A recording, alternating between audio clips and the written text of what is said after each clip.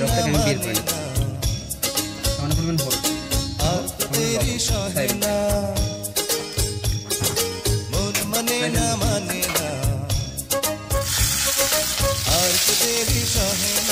হলুদ, লাল হয়ে আসলে আমি এগুলো কষিয়ে নিচ্ছি।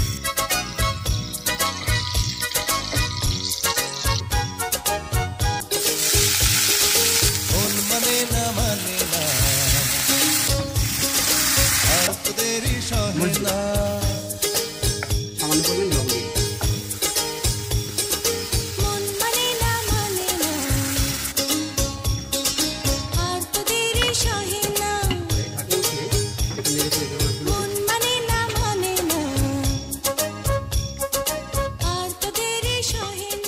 চিংড়ি মাছ ভুনা অসাধারণ।